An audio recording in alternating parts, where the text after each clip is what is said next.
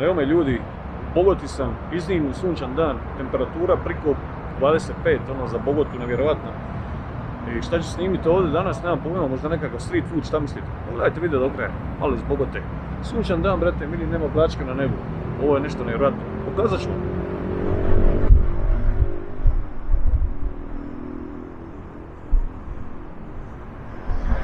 Sunčana Bogota, nije dobro.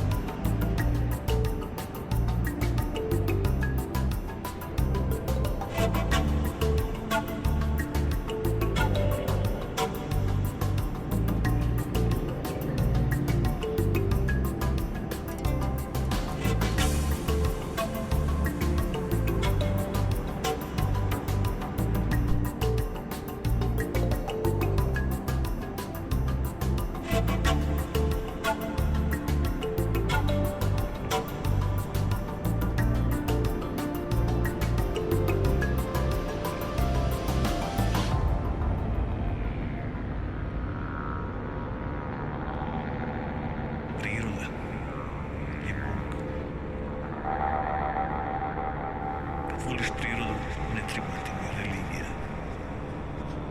Ne treba ti ništa. Budite duhovni.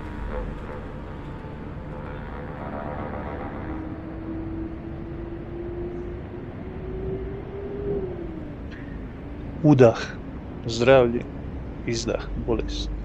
Udah, srića, izdah, nesrića. Udah, pozitiva, izdah, negativa. Okolina apsorbira to i neutralizira, a vi se punite dobrom energijom.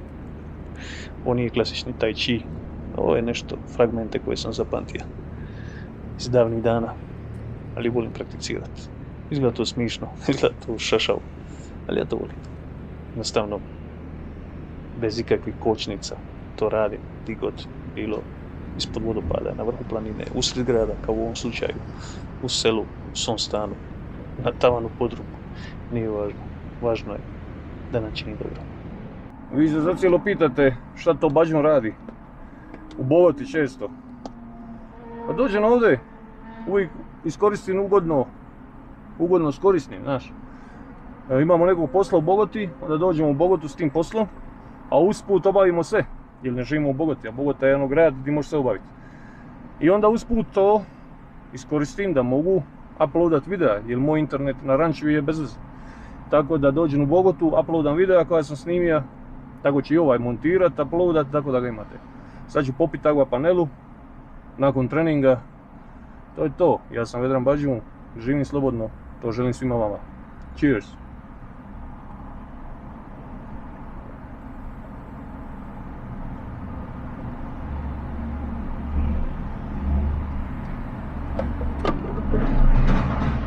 Još je ladna. Jutro se iz frižidera. Nije se uspjela zgrijati ovdje. To je dobro. To je dobro. Šta ću dalje snimati? Dragi moji, koliko je vas u biti, što sad gledate ovaj video, koliko je vas zapravo poželilo nekad ovako nešto napraviti u parku, tai chi, koji nije tai chi i nije te briga, ili Tibetance.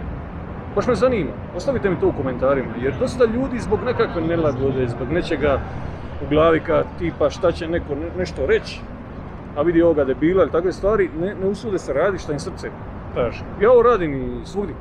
Nije samo tu Bogoti, nikome ne zna pa ja radim. Radim svugdje, brate. Gdje god se nađem i dođe mi to za raditi, ja radim. Evo ja sad čekam ženu da obavi svoj posao i tu radim tai chi koji nije tai chi. Ja sam ovaj tai chi. Chi znači energija, na kineskom, na japanskom se kaže ki, u Indiji se kaže prana, energija u nas, nazovite kako hoće. Tai chi znači radiš nešto energetski.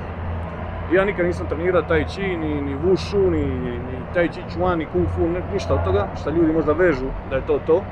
Ali sam prije 28 godina, brate mili, u Singapuru sam radio tai chi u parku sa Kinezima, maglovito onako jutarnje ozračje, u parku usred Singapura sam radio i zapamtio sam te pokrete, to je bilo, kažem, da jako davno, ja kažem za sve što je davno, što je puno prošlo, kažem 28 godina, ali zapravo jako davno bilo, tamo nekih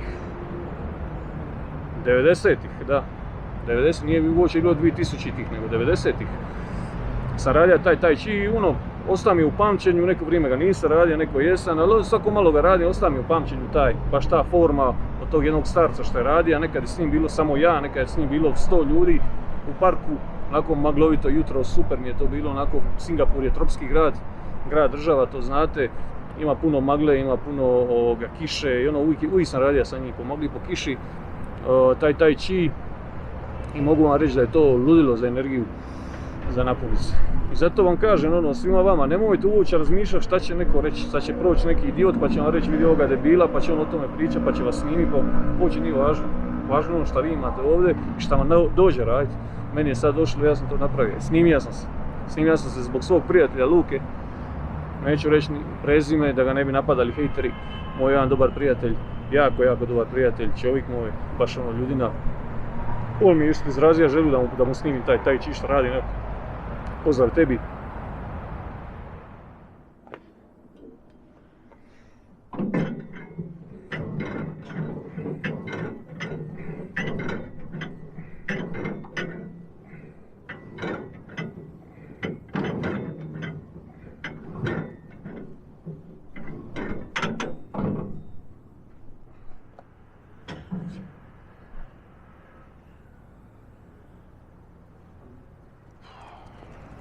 Evo danas je novi dan, kako sam ga započeo.